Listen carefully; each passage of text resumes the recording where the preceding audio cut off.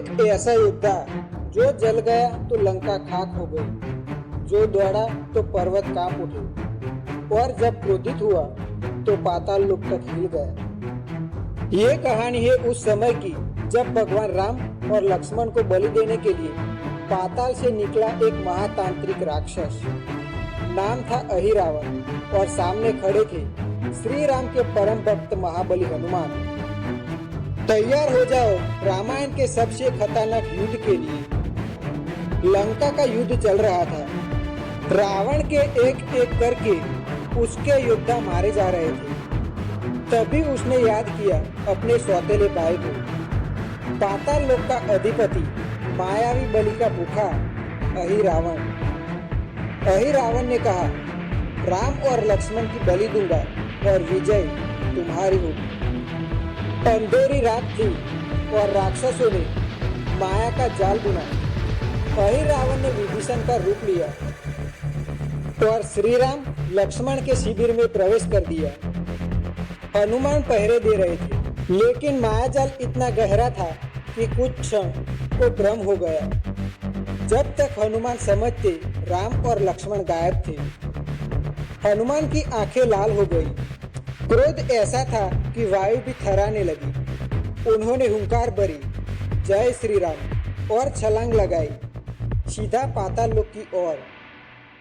पाताल के द्वार पर खड़ा था एक योद्धा मकरध्वज, आधा बंदर और आधा मछली के रूप में। वो हनुमान से बोले, मैं तुम्हारा पुत्र हूँ। हनुमान चौंक गए, मेरा पुत्र?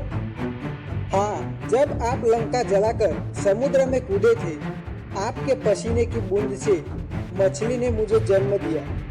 लेकिन धर्म बड़ा था, युद्ध हुआ और हनुमान ने उसे हराया, पर ममता से उसे बांधकर पाताल में प्रवेश किया। पाताल के बीचों बीच एक तांत्रिक यज्ञ हो रहा था। राम और लक्ष्मण को बांधा गया था और 5 दीपों में जल रही थी अहिरावण की अमरता। हनुमान ने छल से नहीं, चाल से नहीं, सीधे ताकत और बुद्धि से दीप बुझा डाले।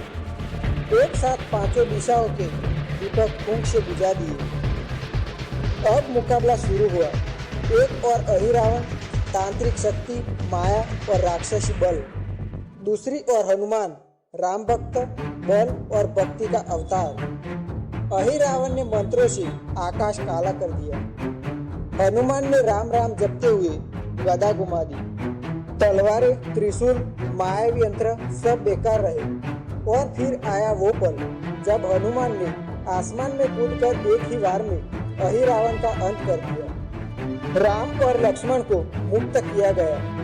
हनुमान ने उन्हें अपनी पीठ पर बिठाया और सीधे रणभूमि में वापस पहुंचे। वानर सेना में खुशी की लहर दौड़ गई और लंका गूंज उठी। जय श्री राम, जय हनुमान। इस कहानी में सिर्फ युद्ध नहीं था, इसमें था एक सेवक का समर्पण, एक भक्त की भक्ति और एक रक्षक की ताकत।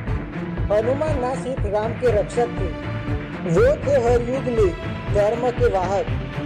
अगर आपको ये कहानी सुनकर जोश आया हो तो इस वीडियो को लाइक करो, कमेंट में लिखो जय बजरंगबली और सब्सक्राइब करना मत भूलो, क्योंकि अगली कहानी में हम बताएंगे हनुमान और काल नेमिकी की कथा।